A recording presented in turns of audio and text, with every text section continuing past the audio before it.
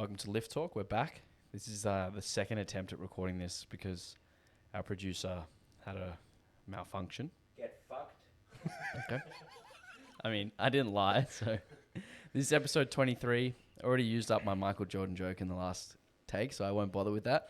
But I'm here with Tran and Rory Lynch. And this episode, we're going to be talking about how powerlifting has changed since we got into the sport, or since we found out about the sport, which for all of us was, 10 to 12 years ago or so. So this was actually sparked by a meme that you posted on your story, Rory. Do you want to explain the meme to everyone? Yeah, so on the top row of the meme, it said powerlifting coaches 10 years ago, or like back in the day or something. And there was sort of this row of like masculine men saying really stereotypical powerlifting stuff, or stuff like, diet, what's that? Just like go mad and eat a steak. And then the bottom row was the like the guys with their heads caved in and like stuff like that, and powerlifting coaches today, and sort of what we think of today as being, I guess, like smarter or better sports nutrition and sports training. So it's like keeping it sub-maximal and eating vegetables sometimes and like those kinds of things. So that kind of sparked, a lot of nostalgia for me coming up with those sort of ideas in the example from the above column or above row. And then sort of obviously now we're at the new era of powerlifting where things are a lot more like data driven and a lot more like analytical and thought based. And I kind of wanted to go into like how just powerlifting as a whole, not just the coaching space, but the entire sport has changed since we all started. So I've written down some topics. We'll go through them. The first one is culture. John, do you want to explain what the powerlifting culture was like when you started in sort of 2012? All right. So first exposure to powerlifting culture was basically all online, because that was the easiest and the first place you look. Most of it was, I would say, a lot of from Westside Barbell and Elite FTS and a lot of the sort of equipped multiply world, because they were the most present online. The culture of it was, like Rory said earlier, go mad, drink, if you're underweight or you're weak, go drink a gallon of milk a day. Cool. Lactose intolerant. That's great advice. Or, go to, was it IHOP or whatever, eat a stack of pancakes before training just so you can fit into your equipped suit and fill it out better. It was just this weird death metal tattoos and beards and hyper masculine outlook, and certainly no women in the imagery or talk at all. Completely unrelatable. In fact, I'm surprised that even drew me still to continue looking into powerlifting. Know what it was, but that was the most prevalent thing you saw online. Unless you went to a powerlifting gym. Back then, I think the only place I went to was, the first comp I went to was North Sydney PCYC, and that was a whole different space. But most people would have saw what I saw back then, and that's that hyper masculine, tattooed, riding bikes, like bikies essentially. Yeah. They're lift. That's kind of what drew me away from, sort of delayed me from doing my first competition, because I was aware of powerlifting around 2012, 2013. I didn't compete until the end of 2014. And a lot of it was because of like who was representing the average powerlifter at the time. It was like Brandon Lilly and Dan Green, and like dudes who were clearly geared to the gills, who were like 120 plus kilos, most of them, like squatting in knee wraps and just like a whole lot of stuff that was very unrelatable to a 20-year-old who was 75 kilos. And it all changed for me when people like Johnny Candido and Eric Helm started making footage of them like actually lifting raw, and not huge guys who were like really unrelatable. Rory, what was your sort of first impression of the sport, or first experience with the sport? So my first experience with powerlifting was actually in the gym. So I kind of hit it the other direction around. And I guess I'm lucky, because what I'd seen first was that like violently hyper masculine bullshit, I probably would never have gotten into it. But I was regularly going to the gym at the same time, and there was a few people who were powerlifting at the same time. And one day they were like, hey, why don't you come and just like train with us? You're here at the same time anyway. And I was like, okay, cool. Like, you guys seem nice, relatable, normal human beings. And they're like, hey, there's a free comp coming up. It's run in the gym. Like, why don't you come along? And I was like, yeah, cool. Sounds great. And so that was sort of my introduction to it.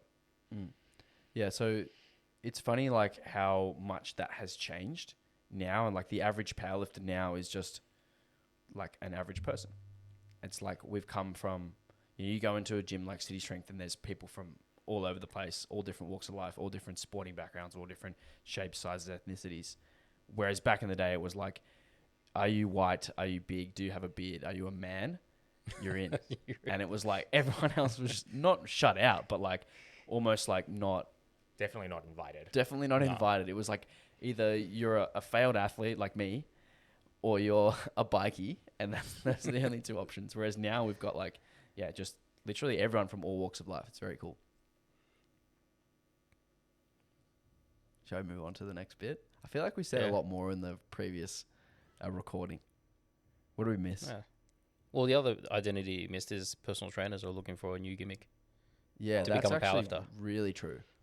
Because now you identify as being something, and therefore your clientele have something to aspire to as well. Yeah. And in some ways, that kind of, I think probably 5 or 6 years ago, that was a lot more prevalent. Like personal trainers would actually go do powerlifting and potentially go, oh, now I'm a powerlifting coach, or come join me in this powerlifting journey.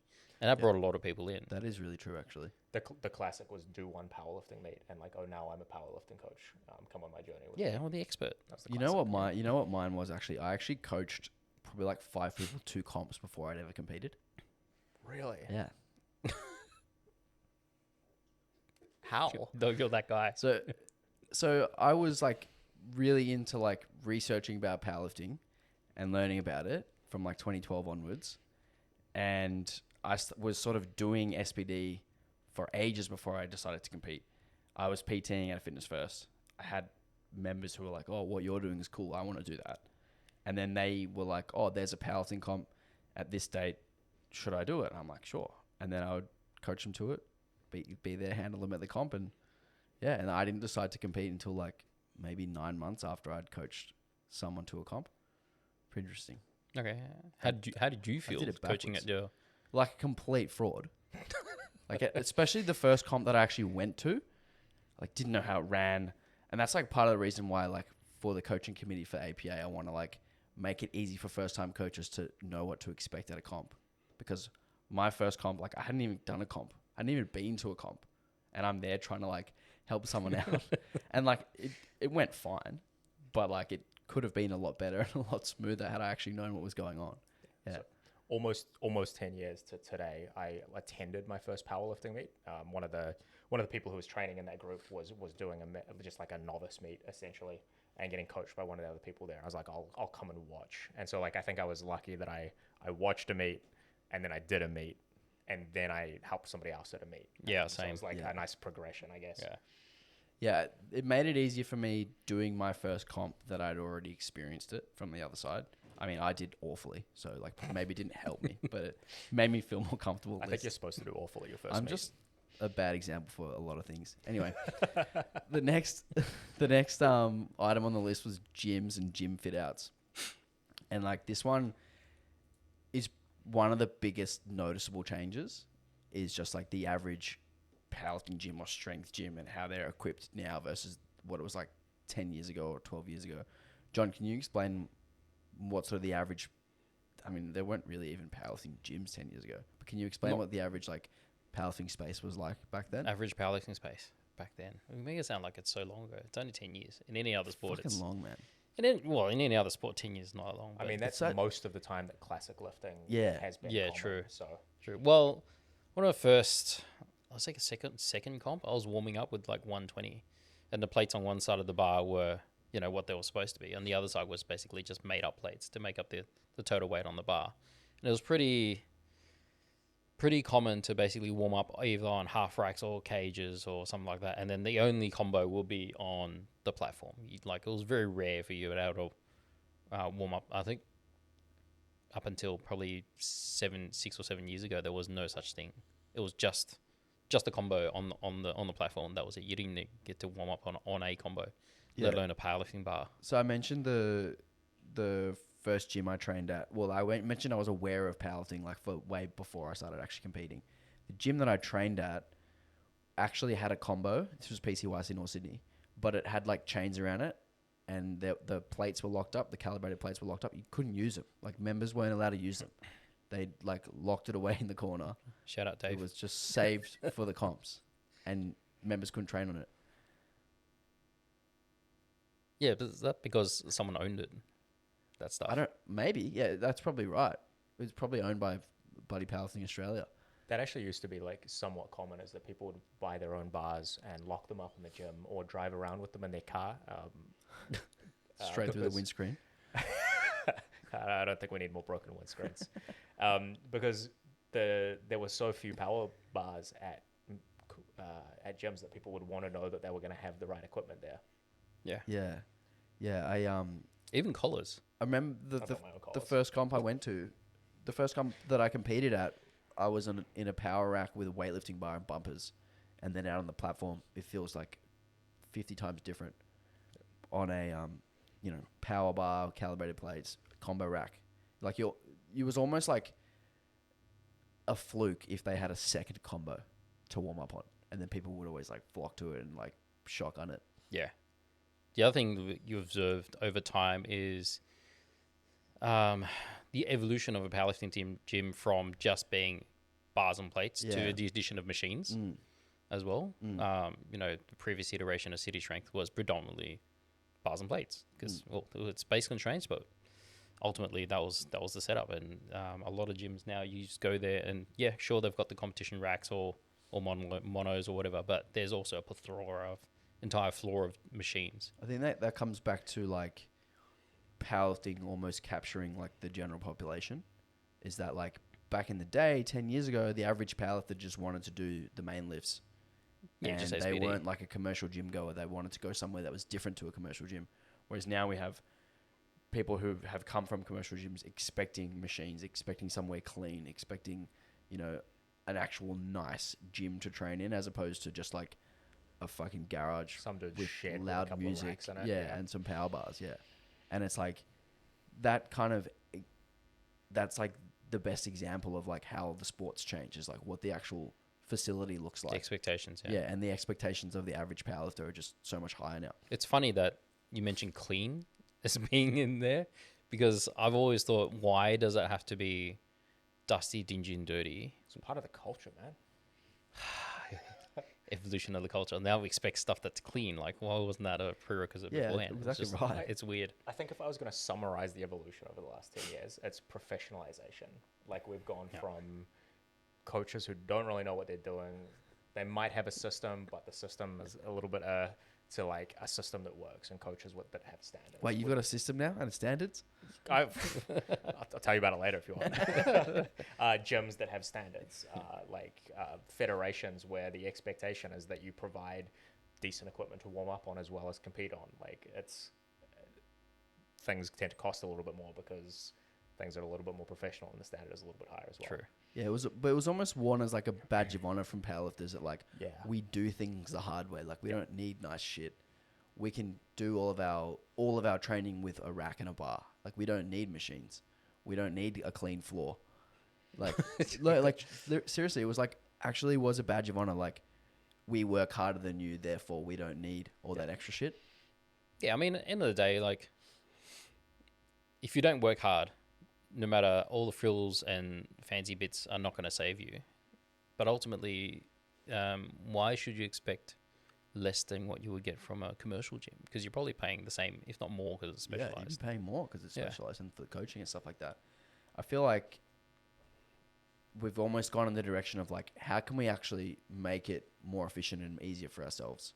Like, where can we sort of like find the errors in the market where like people are actually inefficient? Like, where are the inefficiencies in the market? Which was like, how do we train all of our lagging muscle parts without machines? It's like now we have machines. It's like much easier to get in more volume, with machines. Also, just to make it appealing, just to a broader market. If we want to grow the sport, we've got to make it more appealing to more people. Yeah. Yeah, that was like a big hesitation for me with, well, I mean, like I said before, we didn't really have powerlifting gyms, but like going all in powerlifting for me was like, I wasn't really aware that good powerlifting training included basically bodybuilding training on the side. So it was like, I was like, I don't want to ditch all this bodybuilding training that I really like just to do this powerlifting thing. Like, I want to do both, but that almost wasn't an option back then. No, it was a weird cultural thing. Yeah, whereas, like, now that's the expectation. Yep. Like, that's the normal. All right, what's next? Technology.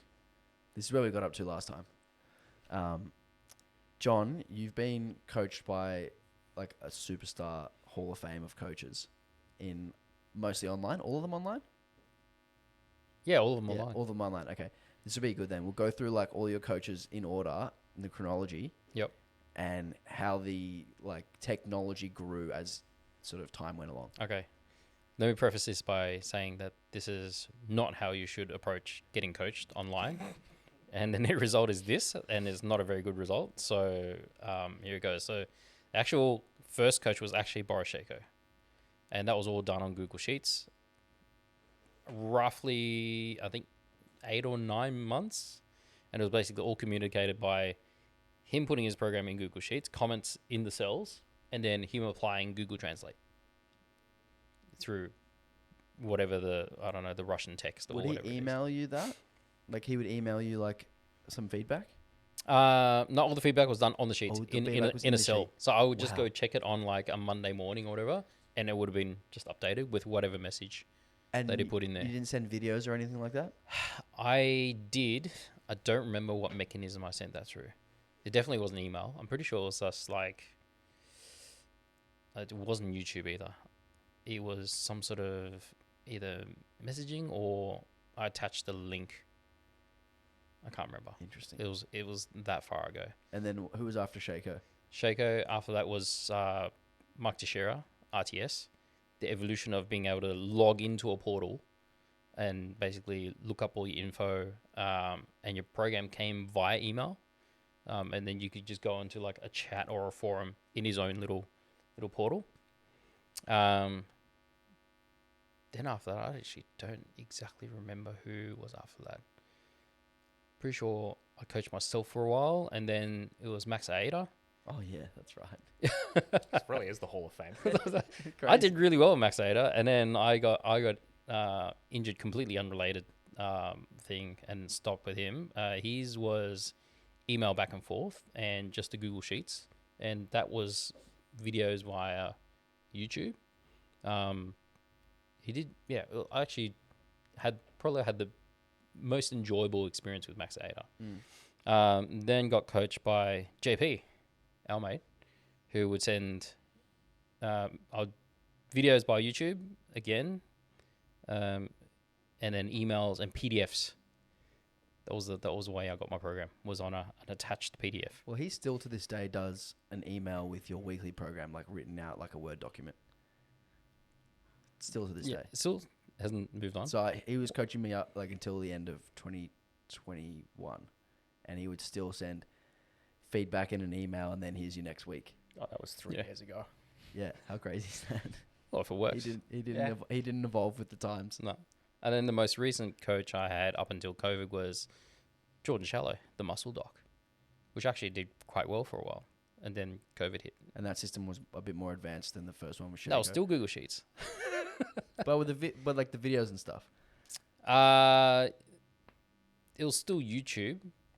I suppose the difference was the regularity of commentary and reviews and things like that.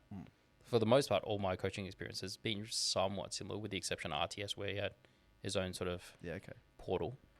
How about you, Rory? How would you say that technology shaped the changes in powerlifting over the last decade? Yeah, so a couple of big ones. I think the move from when I started, Excel spreadsheets was like the main way that people were communicating. I think my first coach was sending me raw text files with like, it would literally have typed out squat 1 times 1 and then a weight. This is before RPE was like sort of commonplace in powerlifting training. But common was that you would get an Excel spreadsheet and you would fill out the Excel spreadsheet as you went, and then you would have to email it back at the end of the week. And you would end up with these like horrible version mismatches and things like that. And so then the step from there to simultaneous collaboration, where you have Google Sheets, right? And at least we're looking at the same sheet at the same time. And then now we have reasonably common as, custom software for it. You've got My Strength Book or Trainerize or like anything like that, where you have like specific software for sending programs to people. The other step was that a lot of the time you used to either not do video feedback, like you would, because you would take a video, the file would be so big that you couldn't email it. Attaching like a Google Drive link wasn't really a thing. I think we were saying before, one of the common things we used to do is we would edit together YouTube videos, and we would put custom YouTube videos up and then send the link of the YouTube video to the coach. Whereas now it's so easy to send videos that there's like almost unlimited ways that you could share that information now. And then video chat is just so common now that, of course, you can have asynchronous back and forth. You could do it by text, like email, Messenger, Instagram, DMs, whatever. You could do it in video format using something like Loom, or you could just hop on a Zoom call with someone, and that would be a perfectly reasonable way to exchange information as well. And that's made coaching much easier, I think, today than it probably would have been in 2014. Yeah, I remember my first coaching experience was, as you mentioned, Rory, the Excel sheet that would just get corrupted and just like turn into this Frankenstein sheet by the end of the block, sending it back and forth.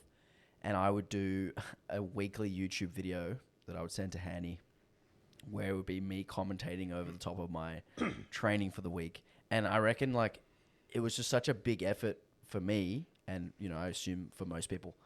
And like at this point in time, I didn't really have like a proper full-time job or like a family or anything, and I still found it difficult to like find the time to compile all these and edit it and like do a voiceover and everything.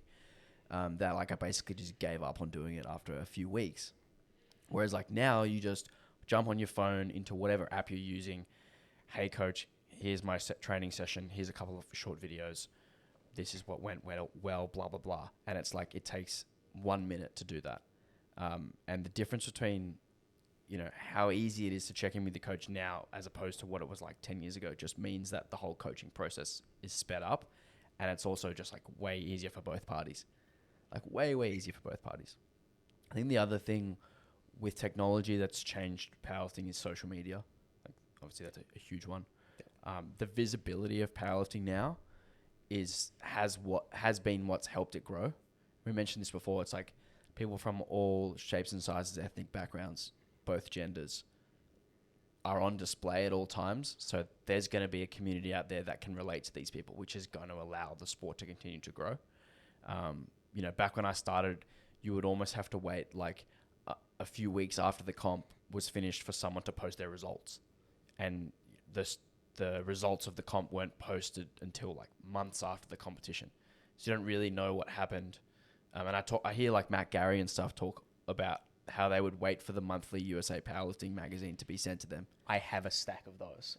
They're from before my time, but I have ended up with a stack of these magazines. Oh, wow. And they would come out months after the meet, and you can look through and you can see the results being published for the first time, and the magazine is labeled like August or something, and they're posting results from like May. So you're like 3 or 4 months later. I think were they quarterly or monthly? The ones that I have a stack of were quarterly. Yeah. So like that's just such a difference in how much information is given to us at any given time. It's like we're waiting. Imagine waiting like 3 months to find out who won Sheffield. Yeah. That's crazy. Like you can watch it live on your phone. You can go on any of the lifters who are competing's Instagram and see the results within minutes. It's crazy how much faster it is now. It wasn't that long ago that it was rare to find a comp with live stream of the thing, and the live stream would just be literally just a camera. No commentary, no scoreboard, no nothing. It would just be a cam. Yeah, and now you've got like stuff running ads with overlays and graphics and like action replays and all that sort of stuff. Yeah. And that's not just at high level meets. You get that at novice meets. Like you get a novice meet and you've got like that meet that was here the other day. The live stream was really good. Thanks, guys. Your hard work's not unnoticed, Chris. Thanks. I remember when the first couple of meets I ran, I would just set my phone up, put it on a charger, go Facebook Live on the Lift Instagram page, the Lift Facebook page, and that was the live stream. Yeah, not even like some comps just go. Some places just go. No, we're not doing it. No live stream, too and hard, can't be fucked, too hard, or they don't have the resources. A lot of it is the internet connection being too unstable. I think was a pretty common one. At least in New Zealand, what used to happen a lot of time is they'd set up to do a live stream, realize that the internet connection was too unstable. They'd save the entire. At the time, meets used to take like 7 or 8 hours, so they would record a 7 or 8 hour video and put it on YouTube afterwards. Upload it later. And now we've got like open powerlifting. So not only you have live stream, you can look up the results and they go up there pretty much straight away, and that's become the major repository for everyone on like bragging rights at the pub. I did this at the comp. They're like, whatever, check it up on Open Powerlifting. Yeah, I remember way back in like 2014, 2015, you almost wouldn't get to find out about someone's comp performance unless they happened to be like a YouTuber who would like vlog their day and then, you know, get good video of it and then, you know, do a recap about it. Whereas now it seems like almost everyone does that on their own personal Instagram, just with how easy it is to like edit and shoot videos and like make stuff good. So Yeah. it's really like, yeah, it's crazy how Or different just it verify your lifts on the live stream. is. Yeah. These days, it would be harder to not know how somebody is lifting than to know how they're lifting. Like, you have to deliberately ignore people if you want to not know what's going on. Yeah. Okay, so the next one is coaching and programming. What do you remember from the programming space, you guys, when you started? What was it? What was it like? What was the average powerlifting program like when you guys started? Shall I start? The average powerlifting program, in terms of like, I mean, it was always usually basic, but they always have a label. So people hung on to these things like, I'm doing this XYZ program, 531. Yep. Heaven forbid you try to do small of or small of junior, whatever the hell that means. That was the bench one. That was my pet peeve. That was People the were like, bench I'll be one. doing small of. Like, do you actually know what that is? Yeah, Most they do people- one of the small of sessions once. They do once, or they no one know. A lot of people don't know where it came from, and it shits me to tears. That they wear it as a badge of honor. I survive small of. I'm a huge fan of the Russian squat program. You know the story behind that one? No, I don't know that. Tell. Okay, so program is terrible. Don't run it. But the story is that the Russian squat program came in a brown paper envelope, handwritten on a piece of paper in a brown paper envelope that some Russian guy handed to some American coach in like the 90s and was like, "This is how you get strong." In Berlin during like across the wall. and it's just called the Russian squat program. Does it say how many Dianabol you're supposed to take per day? No, it just has you doing a successive squats 3 times a week for some reason. Yeah, like everything had a label: 531, small of, 5x5, insert whatever name, and then you had the plethora of Shaco programs, randomly numbered. The numbers that made no sense. The number made no sense because old mate who downloaded it needed a way to catalog it, and he just numbered it that way. And people were just going, I did number 26. 27 and 34. 100%. Did you ever check if what you were doing was just the old Shaco programs? Like, I did, because I got into Shaco before I got coached by him. But did you check that he was just giving you one of his templates? So those templates were like the base thing that he would adjust for each lifter. So they would look like some semblance of one of those, and then with modifications. Yeah, I and think you that's could what see I think that's what any good program is anyway. Yeah, that's ultimately. But everything had a label on it, and then you try this one, and if that one you didn't like it, you would go switch to another one. And it was, So we basically had no idea how anything worked, right? Like No, there would be an Excel spreadsheet that you probably download from bodybuilding.com or Reddit or something. And if it didn't work, you wouldn't try adjust it or be like, oh, maybe the volume was, maybe the intensity was a little high, and like I just tweak that. You go, okay, well that didn't work for me. I'm gonna throw it away. But my buddy got really good results on this other program that has a label. it was like a cooking recipe. Yeah. Just throw it away Without and grab adjustments. what You just want. throw it away and like, I'll get this recipe and make First this. time you make a cake doesn't work, you're like, okay, well that recipe sucks. Throw it away. I'm gonna make brownies next. Yeah. Did you guys ever like Frankenstein these programs Yes. together? Because I used to do That that, was as the well. best thing. That's how I learned to program. Like I would take 531 and then just like add a whole bunch of sets afterward and then do like double the accessories. Yeah, and then that's burn how out I in 2 learned to weeks and be like, program. that didn't work. Yep. 531's stupid. I wasn't even following it. Yeah, or heaven forbid you tried to do like different methods of West Side and just butcher them and then like do a Frankenstein of small of with some West Side thing in it and call it You do your small own. of for bench, and then you would do like the Shaco squat program. Yeah. And then you'd be like, well, I have to deadlift, so I'm going to do some random deadlift. I'm Yeah. going to do the progressive range of motion deadlift program. Do you remember that? God, that was garbage. There was so many of these. And I'm going to stick all of these together Yep. and then wonder why my body hurts all the time. I'm lazy. I'm going to do a speed day. I used to love speed days. What the hell is a speed Just day? like Lightweights? 6x2 super light. Yeah, really Just make fast. yourself feel fast. I remember not liking 531 because I thought it was too low volume and too easy. So I adjusted it and made it 753, and I did use the exact same percentages. But there was a Jim Wendler special. It was like a 5x10. He had a name for it. He had a name 531 for it. had Boring but big. Yeah, boring but big. 551 had a whole bunch of different but boring. variations where the main lift was still the same progression, but then the accessories were different based on whichever template you wanted to run. So there was the boring but big, and then there was the one that had more variety of accessories. There was one that was called like the Kraken or the Leviathan, or had some like really hardcore name, and it was just exactly the same shit but with like different accessories. Leviathan. And then like I guess the question now is like, what does programming look like now? Not like that. No, I would like to say that our programming is smarter, but it's definitely different. And at least the way that I program, I expect this is not universal, is way more tailored to an individual rather than taking some random Excel spreadsheet, throwing it at someone and seeing what happens. I'm taking a random Excel spreadsheet, throwing it at someone, seeing what happens, and then adjusting based on what I observe, rather than just like sticking with it or throwing it away. Yeah, there'd be some sort of analytical process to it. Yep. Not just like, here, do this. This will result in 50% gain in whatever. Because that was another big thing, was like, do this 12-week program and your lifts will go up by X. Yeah, it was a recipe. common. That was like so common. Yeah, And you do it, and you would only go up by less than X. One of and your you'd be lifts. like, I failed. Yeah, only one of your lifts would go I didn't up drink by enough X. milk. Yeah, didn't do the Oh, program that was another properly. thing, is people seem to used to think the only way to get stronger was to gain weight. They'd Yes. be like, I must not have gained enough weight during this program. That's why I didn't get stronger. I mean, if you're doing something like Smolov, like actual Smolov, and you're probably not gaining weight, you're probably not going to survive If you Smolov. want to survive smaller, Yeah. you might actually have to go mad. But anything else? Do you remember those old videos of, was it Dave Tate who poured olive oil on his pizza? Was that him? I think it was. No, Or was but I it remember an one of equipped his guy who- lifters? It was definitely a Someone to get Westside. more Was it Matt calories. Winning? I don't know. Maybe it was Matt Winning. Yeah. It was one of those dudes who like he was underweight for the 140 class or whatever by like a significant amount and had 6 weeks till his meet. So he would get a large pepperoni pizza every night, like, and large in America, like not Australia large, like Like New York pizza family, size. family large, Yep.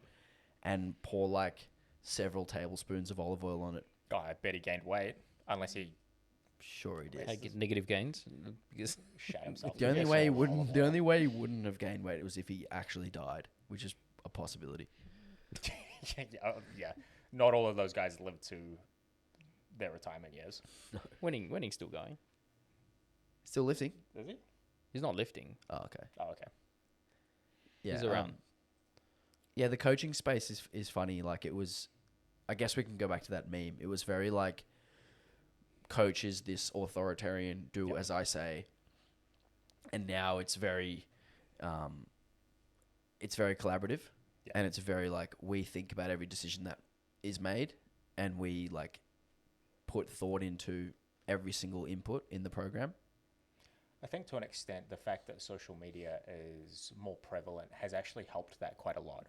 Because now it means that if you are having an experience with a coach which isn't great, you actually have people that you can talk about it with, and you can figure out that that experience isn't great. Like back in the day, if you had a shitty experience, you would just be like, I guess this is what coaching is like. Yeah. Whereas now, like, everybody's got a coach. You can hop on whatever social media forum. You can be like, oh, like, why am I grinding every single lift? And all of the lifters that I look up to are not. And like they're talking about RPEs, and you can see that there's something different about what you're doing, and question it. Whereas before, with the lack of information, or like the information flow being a lot slower, that was much harder. I also think that there's been a big negative in the coaching space because of social media, in that coaches are trying to find the next like thing that gets clicks, the next there's a lot of that. acronym, Yep. or the next fucking exciting idea, or like the next secret exercise. I hate the secret exercise thing. Fucking hate that so much. Like for a while, it was belt squats. Oh, it was pitch shark specifically. It Pitch wasn't shark, any yeah. old belt squat. It was specifically. Then it pitch was shark. dips. Then it was back extensions. Yep. Yeah. Then it was pause deadlifts. Well, for a long time, it was reverse hyper. Now the went- But reverse that hyper wasn't is just a secret. desk in That the wasn't gym. secret. That was like very well known. Hey, here buy my reverse hyper. Fix your back by I'm Louis reverse Simmons. hyper. But I actually think that that's like been somewhat harmful in the coaching space, because people who are coming into the sport don't know any better. Yep. And they may be putting all their eggs in one basket, or majoring in the minors in a way. Yep. Whereas like in the old day, it was very simple. It was like, do your program, train hard, eat enough food, Yep. and go to bed, and probably take anabolic steroids. And like, Here's a question for both of you. and though. like, but what I mean by that is like, that's covers 90% of it. yeah. And the little, trying to find the little details on the end like they don't help you if you're not doing the 90%. Here's a question for both of you. With back to about technology, and now we're talking about coaches. With the barrier to entry being lower because of technology, and there's more coaches, do you think that has had a negative effect for lifters' experience, and also what would it be for other coaches? I definitely have opinions about that. I have a common gripe that I have is that the bar for powerlifting coaching is still really, really low. Yeah. But I don't think it has gotten lower. I think that the population of coaches has gotten much, much larger. And so there are a large number of people who are right at the bottom of that just because there's a much bigger pool than there was before. But that does still mean that there are people having great experiences. And so there are definitely some coaches out there who really shouldn't be coaching. And the fact that there is no standards is problematic. Yeah. I'll just leave it at that. It's problematic that there's no standards, and there are some coaches who are giving really bad experiences to their athletes, and that's a real shame. And I feel really bad for those people who get a bad experience because they trust somebody who they don't know better, but that person shouldn't have been trusted. I see very little of that now. Like, I think back in 2014, it would almost be 50% of lifters are getting a bad service. And 50% of lifters have a coach who has no fucking idea what they're doing. A bad service by today's standard or by the 2014 standard? By the 2014 standard. Okay, yeah. Like, just dumb shit going on left, right, and center. And now it's a lot harder for that coach who probably shouldn't be coaching to actually establish themselves. Whereas back in 2014, someone like myself who had no idea what I was doing was able to get a team of lifters and take them to a comp, and everyone thought that we were doing well, but we were doing terribly. I don't think I would have been able to break through that now. Back in this day and age. Yeah. Why? Because there would have been so many people who were doing things better than me and so obviously better than me that I probably never would have even got a chance. That's actually how I got my first crack at good meet day coaching, is that there wasn't really, like, meet day coaching didn't really used to be a specialty that people could do, right? Like, your mate would just handle you at a meet.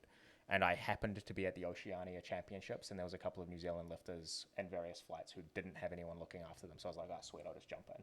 This is like the Oceania Championships. And so I would just jump in and, like, had a great time, and those lifters had great experiences and provided really positive feedback. And I got that experience at what was a high-level meet. But, like, because of the kind of meet it was, and because it was in 2016, and because it was in Christchurch and all of these things, I got an opportunity that you wouldn't get today.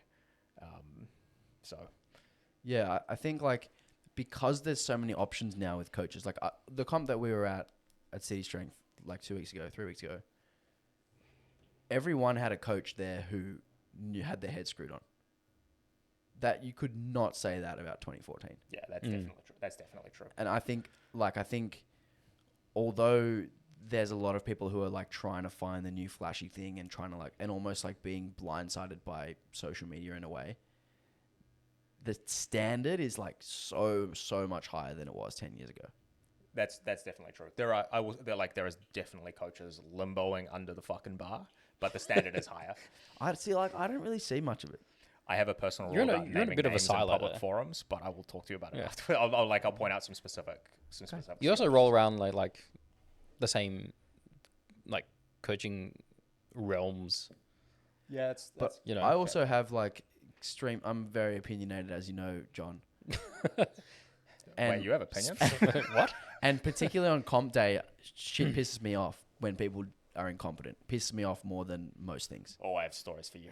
Like, if you're doing something that's like doing a huge disservice to your client, like I'm gonna notice because like I look out for that stuff. The amount of stuff that I see now versus back then is like tiny. Really. Do you think it's small. because it's just easier for people to find a new coach if they want to? I think like Because of social media there's and tech. more good options. Yeah. Okay. Like there's definitely more good options. Like back in the day, there was like 5 coaches. It was like we go to one of these 5 coaches, and that was it. Actually, Yeah, it didn't even used to be coaches. It used to be conglomerates mostly, right? Like you went specifically to Mike Teixeira, but like at least when I started, it wasn't you would go to Mike. It's you would go to RTS, the group, rather than true. Mike, the individual. But Yeah, and like I actually seeked coaching in America because what I saw here, I didn't like. Yeah, same. Actually, my first coach was Canadian because I didn't like what I saw in New Zealand. But now what we have here is great. Like it really is. Like I remember 2022 states that we held, the New South Wales women's states that we held at City Strength. I remember thinking like, there are so many mistakes going on now. And I was like, this person's made a mistake here. This person's made a mistake here, blah, blah, blah. And then I compare that to what Nationals was like just a few weeks ago. A month ago, yeah. Outstanding compared. Yeah, chalk And that's cheese. only like 2 years later or a year and a half later. True. You know what I think would be interesting is if we took a look at, like, say, APA Nationals from a few weeks ago and looked at the number of attempts that were made, and then went back to like a national championship from 2014 or something like that and look at the number of successful attempts? Yeah, I reckon way more successful attempts today. Like, people are just, like you said, the standard is definitely better. I reckon people used to go on average like 5 or 6 for 9, and now it's more like 7+. Yeah. And a lot of those misses are like high leverage lifts that are probably reaches or lots of pressure getting to someone, and not like just a dumb decision. Yeah. Like if you miss your last deadlift because you're like, I'm going to take a gamble to move up a couple of places, that's a different story. Respectable. Yes. If you miss your opening bench because you're open too heavy, I feel like opening squat's a massive red flag. If you miss your opening squat, like first lift of the my day. first sanctioned meet, 2 women in a row missed their opening squat by rolling it over their head. Like exactly the same miss. It's like one of them watched the first one and was like, "Oh no, don't do that." Went into the lift going, "Oh no, don't roll it over my head," and then doing exactly the same thing. That's how I failed my third squat at my first comp. Really? I squatted high bar, hit the hole, back rounded like shit. I was like, "Fuck, get it off me." Threw it over my head. I think I was at that meet. I don't know if you were. The novice one. No, I wasn't novice. I don't have a video. Which gym was that at? At Sydenham. Yeah, I was there. Maybe you were. I was coaching my mate. Yeah, when Dimmy had the plastic tarp as a barrier from the warm-up room. I was there, mate. Because I remember that lift. So before Because someone goes, that guy rolled the bar over his head. Yeah, that was me. Before my final deadlift, the lifter directly before me fainted and fell back and hit his head on the wall behind him. And there was about a 5-minute break because they were like making sure he was okay and cleaning up the blood or whatever. So I was like fully G'd up, ready for my last deadlift, and then I had to wait 5 minutes. I was going to say something earlier and I've completely forgotten it. What were you saying earlier? Just then? Don't know. Just now? No, I was at that meet. Just before that? No, maybe it was something you said, Rory. We were talking about the standard of coaches, and I think we generally agreed that the standard has gone up. And I was saying that there are still a few people at the bottom end of the pool, but the standard is definitely a lot higher than it I'm used going to to be. have to ask you about that once these cameras go off. All right, the next thing I got on my list was talent and progression, and what sort of the world standard was like 10 years ago versus now. And we'll keep it in the IPF because it's a bit just like it's where we all lived and what we're all familiar with. Do you remember any of the world records back then, Rory? Yeah, so I remember watching the 93 kilo squat record get set in 2015. I was watching it. It was in Finland, and I was watching Lane Norton.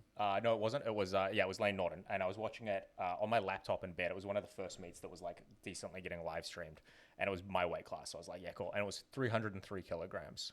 And at the time, I was like, that is mind-bogglingly good. Today, there's like 25 men in that weight class who have squatted over 303 kilograms.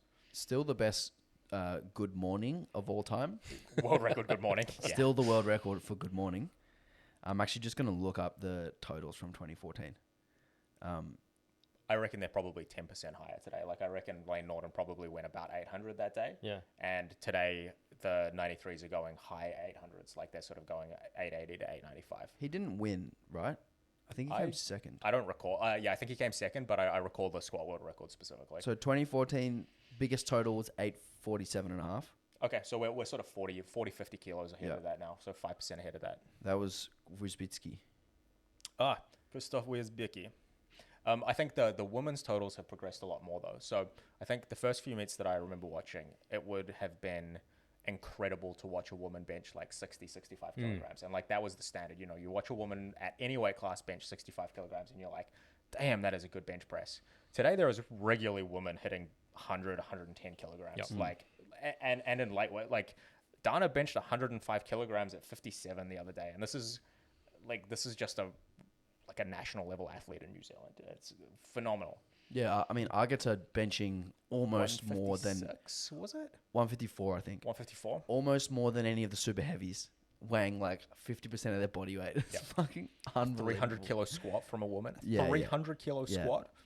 Yeah, seeing that in person was. And I wonder like how far we are off of a 300 kilo deadlift.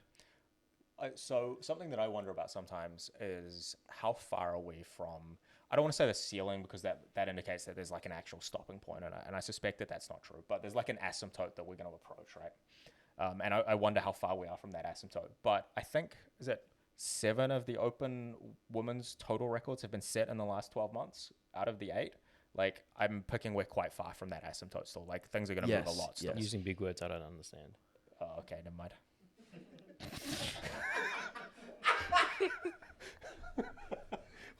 So I just looked up the Simple man, what can I say?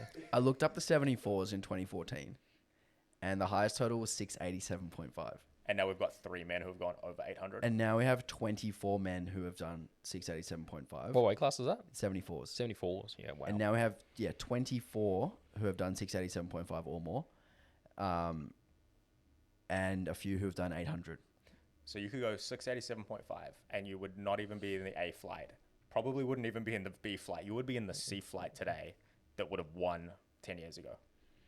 Yeah, That's I remember insane. from a local perspective. I remember when Amir Fazili went for his 300 kilo deadlift. That was in like Fitness First. It was a comp in Fitness First in Penrith, and he went for it and he got it and nailed it. And he subsequently went on to Worlds and pretty sure he got a gold medal, breaking the record. He did. He I had can't remember how much it was though. He did 316 at 83, which was at the Expo. Yeah. Which was a world record. Yeah. And then he also won the gold deadlift medal at IPF Worlds. Do you remember how much that was? It was 317.5. 317.5. At 93. And then 83. Oh, at 83. At At 83, 83. and then Gibbs missed the pool for the win. Yeah. But that wasn't a record because someone else had beaten Amir's record by then. But Something yeah, like that. but 316 at 83, it's like still pretty good. I mean, like it's good, but like the record today is 375 or 380 Yeah, it's or something. miles away. 380, I think it is. Like yeah. it's like that is not even in the same. I was gonna say in the same weight class. It's literally in the same weight class. Like that's not even in the same range. No. Well, I remember Amir in 2014 squatting 258 at 83. And how many did we just have squatted 258 or more at nationals in the same session? Like, yes, that's at least so 6 or 8 unnotable today at that I least wouldn't 6 or even 8 be of them. counting, right? Yeah, Like, it'd be nowhere. yeah, like Potsy did 260, and I think he was maybe like the 6th or 7th best squat, 5th or 6th best squat in the group. It's like, it's crazy. It's not just like the top level that's gone up, it's the depth. Like we mentioned, like 24 lifters have done more than the person who won 10 years ago in the 74 class. And that's just like one weight class example. I'm sure if we looked up the women's, it would be like way more, way crazier and way more extreme. I've never been so excited about the women's lifting. Like at a local comp, it was pretty commonplace to see when it comes to bench. It'd just be green plates. Yep.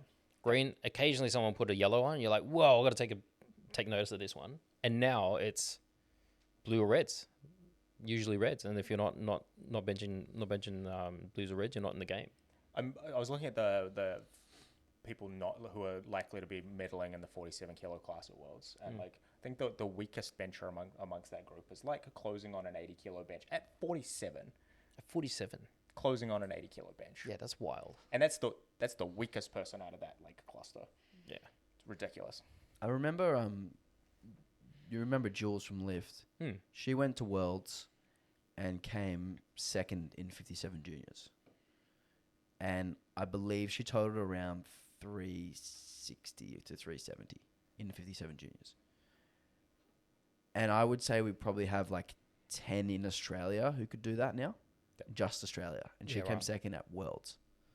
And like the winner of the 57s at Worlds is probably going to be around 450 or 460 in the juniors. Yeah, it's insane. It's like, it's actually insane how far it's come. Yeah. I remember like wondering about when the first, like I think we were looking at the 52s or the 57s and wondering when the first person was going to go over 400. And I think Liz Craven was one of the first people to go over, and she went to about a 420 total at 52. And we were like, wow, that's good. Yeah, 420 and a half was her best, yeah. Now the record at 52 is 484. whatever it is. 484. Whatever it Yeah, is whatever- that Evie did at whatever Sheffield Evie this did. year. It was like, and there's like 6 women over 420 kilos. Like, Yeah, that's where it's at. Yeah. Like what being present at Sheffield really highlighted to me how exciting the women's lifting and how far it's come. Because the men's, yeah, okay, you could argue that the records are more matured and they're sort of harder to attain because they're higher up. But ultimately, from a spectator standpoint, the action was where was the women's lifting. Yeah, the women's lifting at Sheffield was much more impressive than the men's. Like they all actually just competed better. Yeah. Like they all made lifts better. They a were lot just, of the men were missing lifts. yeah, and there was a going lot for of things they shouldn't disappointing have been going for. performances from the men. Yeah. I forgot my point. Someone talk. Big podcasting. So I think at Sheffield, I was predicting Delaney to come quite low in the field. He had been injured, but the main thing that he did differently to a lot of the guys that he beat is that he actually made his attempts. And most of the women were doing that, and not a lot of the men. John, in your professional experience, is making your lifts important? Nah. Just Back in the day, What are you talking about? You could go 4 for 9, just be the Just strongest do it. person in Yeah, the room, and yeah. you would still win. Not anymore. just rip it. Classic. Yeah, actually, yeah, this is what I was going to say. I remember seeing Anna Rosa Castelline squat, I think, around 200 in the 72s back in like 2015 and being like, holy fuck. I don't even think it was 2. It was like 195. Yeah, it or was, something, might have even eh? been 195. But I remember the green plates on there and being like, holy shit, like this is literally incredible. And now it's like Carlina's doing 230 and like there's women squatting 300 and Or like Sunita did 300 at Sheffield. Sunita did 300. It's not even, it almost doesn't feel like the same sport. Yeah. What about global population and global participation? Would you have any idea what the numbers are, Rory? Not off the top of my head. We could get them and we could share them, but I don't know off the top of my head. Yeah, because it almost felt like, going to Worlds as an Australian in particular, like back 10 years ago, was almost like if you were good enough, like you might get a chance. Whereas like now it's like you have to be You have to fight for it. so good to get a chance to go. You have to be like genuinely freaky to be in with a chance to win. Yeah. So my final point that I had written down was female participation, which we've kind of gone over a little bit. Was there anything else you guys wanted to sort of reminisce on from times 10 years ago to now? Yeah, actually, there was something that I was thinking about earlier today. I remember ordering it was actually my second lifting belt. My first one I bought from a supplement store, and it was one of those ones with the 2 metal prongs, and you would like put it over the top. The Harbinger. Yep. It was a piece of crap. But then I ordered a Inza Forever belt, and it's called that because it takes forever to arrive. It took 3 months to arrive. God, that was a really lame joke, John. Took 3 months to arrive from the US. I'm pretty sure it was shipped out of some guy's like front room or whatever. I think the equipment. I don't even know if the equipment is a lot better. It's definitely a little bit better. But the standard of service that you get with the equipment is substantially better. Back in the day, like the only people who were providing powerlifting equipment were Titan and Inza, and like you would wait months to hear back from customer support. And Ray-Ban knee sleeves. Ray-Ban knee sleeves. Yep, I think. Or when Tommy I Konos, if you Yeah, if you the go back. Tommy Konos. Yeah. Oh, I don't know that one. Maybe that was an Australian thing. I think SPD those the are first US SPD knee sleeves had just come out when I started powerlifting, so Okay. they were like just starting to creep into things. So I was thinking about that this morning. I was like, it was ridiculous that I waited 3 months for a belt. So I, as a Christmas present, got an Inza Forever belt in 2013 Christmas, and by the time Christmas came, my mum gave me a photograph of the Inza belt because it hadn't arrived. Was it And like in a I card? don't think it came until February. That sounds So like about right. exactly the same experience as you. those belts were actually really, really good. The shipping was just like what? Yeah, Unbelievable. that probably lasted me 5 years, and I could have got more out of it had I not just outgrown it. Yeah, I only got rid of mine because I went up a weight class. And Yeah. I was like, it doesn't really fit. I'll get an SPD belt instead. Yeah, John- I ordered my comp singlet for my first comp 6 weeks out, 6 or 8 weeks out from the comp. Didn't come in time. Had to borrow an XL. I was weighing in at 78 kilos, I think, at the time. We were an XL, and it was just like loose overalls type thing. How How often do you see Inza soft suits now? Pretty occasional. There might be a 1 or 2 every couple of flights. That was Yeah, my couple first of one, and it was my ass. Ray was Wong's hanging got out, my first comp, and like that was like 50% of people had one of them. Yep. And they are so disgusting. I seem to remember that people didn't used to buy those. I think you got given them when you bought a bench shirt back in the day. And they were the one that specifically went with the bench shirt. You're talking about the one with like the big armpits, right? Yeah. I think they used to give those out when you bought a bench shirt. Really? Yeah. Like, That was it would make definitely sense. how It I was got shaped one. that way. Yeah. No, Yeah. I just bought one. You just bought one? I just Okay. bought one. I was like, I wanted a black singlet. Nowhere made black singlets. They were like all disgusting colors. SPD didn't make singlets at this point. I think somewhere I've got my OG SPD singlet. I should probably hang on to that. It'll be a collector's item one day. But I've still got that somewhere. Nice. I still got a 1 meter flex Phantom wrist wraps in the plastic somewhere. From 2018. The very first one, yeah. Hidden. Get Brett Gibbs to sign that, and there'll be a collector who'll pay a lot of money for that. You could sell them for heaps, I reckon. I'm not selling it. You're not going to sell People them. spend an obscene amount of money on used national team. Yes, I've soft seen suits. this. Like I've seen people offer like 600 USD and more for like the New Zealand soft suit. The Kiwi ones are the ones that Yeah, go for a lot because it's like there's easy very few of colors to them, match. and they're like a cool color scheme. Yeah. Yeah. Yeah. German one apparently is really rare as well. Who's the dude who collects them? Wheeze? There's a few, but he's one of them. Yeah. Anyway, anything else you want to reminisce over from the old days, John? Yeah. Glad I don't have to send in a money order and tear off like essentially what looked like an excursion permission slip to join a federation anymore. Wow. That's great. Had to mail that in the post. What year was that? That was 2013. Had to go to the post office and go, hey, can I get a money order? What for? I want to join this thing. And I'm like, oh, okay. Well, Rip that off, post it off, and then hopefully you got a card. Card never came, but you know. I remember signing up for my first comp and not getting any confirmation. And then, like, the meet director emailed 4 days out and was like, hey, competitors, here's the details. So And, this is kind of what I was saying before about professionalism, right? Like these days, you would expect like an automated response immediately. If you didn't get it within a day, you would probably email the meet director and be like, "Hey, I thought I filled this." Yeah, thing did you out, get my right?" money? Yeah. Yeah. Yeah, you'd almost check, be like, oh, am I actually locked in? Oh. Because I'm like training for this comp. I haven't heard a single thing. My money went through, so I'm just assuming. assuming Just it rock was. up on the day. It's all okay. Yeah. Yeah. And not having to, here's another thing we don't have to do anymore, is you used to have to listen to the MC yell out the lifting order. Oh, yes. And you'd have to listen in like, hey, you're on in like 2 lifters time after Brian or whoever. Yes, I remember You're like, this. "Who the fuck is Because Who there the was fuck no, is Brian? there was no You'd have to wait screens for out him. the That's back. Brian. Okay, you're after him. There was no screens out the back. There's no there screens was out the one back. screen, and it was for the spotters. Yeah. Oh, that's funny. Yeah. That's And people bringing would, back people would memories. have to yell out to the spotters, Yeah. 2 reds, Actually, blue, trying blah, to blah, warm blah. up. That was hard. Trying to warm up when that was going on because you'd be like, "How far through are they?" I'd be like, "Oh, my mate just did his second." You'd be like, "Okay, like Who's your mate? sometime in the second attempts, I guess." Like, Imagine doing that equipped.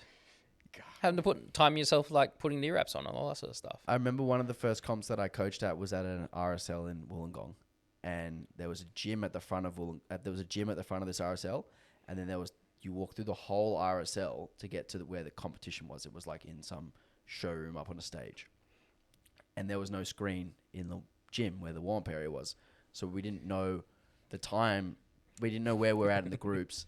And we didn't know what time we had to then go over to the other room. So I'm running back, and it's like a good 3-minute walking through people who are just like on the pokies having lunch, and then there's people with powerlifting belts on, all sweaty, walking through this RSL. the Oceanias that I mentioned before was in like a massive church, and so like I was there. You were there. I'm at so many. I was at that. You were at that It was comp? at the church. The back warm-up room. was like one of the like a prop storage or something. There Yeah, was like yeah, a yeah. massive crucifix. Yeah, and 2 of stuff the like racks that. were not adjustable. Yep.